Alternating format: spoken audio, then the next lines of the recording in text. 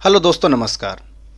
दोस्तों, हमें अपने यूजर फॉर्म से डाटा शीट में करना आ गया है और रिफ्रेश करना आ गया है।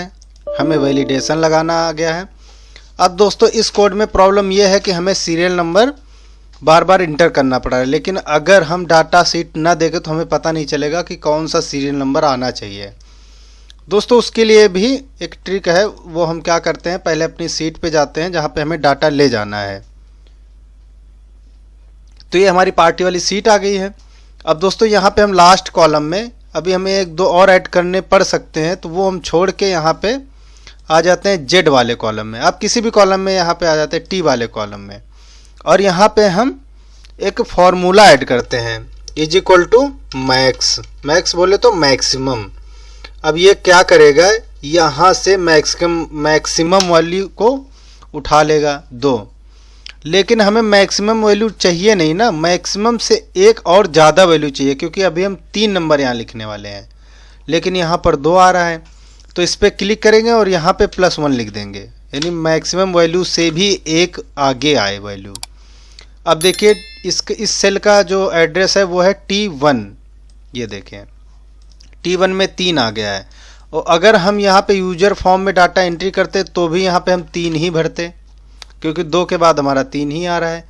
अब क्या करते हैं, यूजर फॉर्म इनिशियलाइज में जाना पड़ता है, जो कि हमने आपको पहली वाली क्लास में बताया था कि अगर हमें डाटा ऑटोमेटिक चाहिए तो हम कहाँ पे आएंगे, यूजर फॉर्म के इनिशियलाइज में।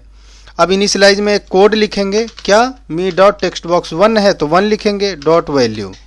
टेक्स्ट बॉक्स 1 की वैल्यू क्या हो, वो वैल्यू हम सीट से उठाएंगे, तो पहले सीट से लिख देंगे। सीट्स लिखने के बाद सीट का नाम हम लिखते हैं डबल कोट्स के अंदर। ये देखें, अब यहाँ से हमने सीट का नाम लिख दिया, इसको बंद कर दिया। अभी क्या, डॉट के बाद क्या लिखेंगे, रेंज। किस रेंज का डाटा चाहिए, तो अब रेंज देनी है। तो रेंज हमारी क्या थी, ये देखिए, एक बार यहाँ से देख लेते हैं। ये देखिए T1, हमारी रेंज क्या थी, T1। तो T1 को भी हम इसके अंदर बंद कर देते हैं। फिर क्या लिख देते हैं, डॉट वैल्यू। अभी इंटर करेंगे, हमारा कोड ऑटोमेटिक यहाँ पे लग जाएगा। अभी जैसे ही हम फॉर्मूला अप्लाई करेंगे, देखिए यहाँ पे 3 लिख के आ गया, यानी ये वैल्यू यहाँ पे आ गई, सीधा हुआ और कुछ नहीं हुआ। अब देखिए, अगर हम यहाँ पे 3 लिखेंगे, कि हमने बता दिया कि 3 नंबर हमने ऐड कर लिया है, तो क्या करेगा, ये 4 ले लेगा। अब आपको पता होना चाहिए कि 3 ऑलरेडी ऐड हो चुके हैं हमारे कस्टमर, अब हमें चौथा ऐड करने वाले हैं। अब हमें सीरियल नंबर दिखाने की ज़रूरत नहीं है, लेकिन हमें डाटाबेस में ज़रूरत है यहाँ पे डालने की। तो आप क्या करिए, इन दोनों को सिलेक्ट कर लीजिए, और इसका विजिबल इधर आ गया, इसको फॉल्स कर दीजिए, इधर क्लिक करके रन करिए। अभी क्या है, पार्टी नेम आ रहा। अभी देखिए, इसको उठा के हम रख देते हैं साइड में, इसका काम ख़त्म। और इस वाले सारे कोड को उठा के थोड़ा सा ऊपर ले चलते हैं, सेव करके इसको प्ले करते हैं। अब देखिए कितना सुंदर लग रहा है। अब हमें वो नहीं दिखेगा सीरियल नंबर, लेकिन उसका डाटा यहाँ पे ऑटोमेटिक चला जाएगा, क्योंकि उसका कोड लगा हुआ है, उस पर डाटा भी आ जाएगा। नेक्स्ट, तो हमें सीरियल नंबर की ज़रूरत होती नहीं है। अगर ज़रूरत है तो उसको आप शो रहने दीजिए, इसको विजिबल को यहाँ से इसको रख के विजिबल शो कर दीजिए, तब भी चलेगा। ऐसे भी आप कर सकते हैं।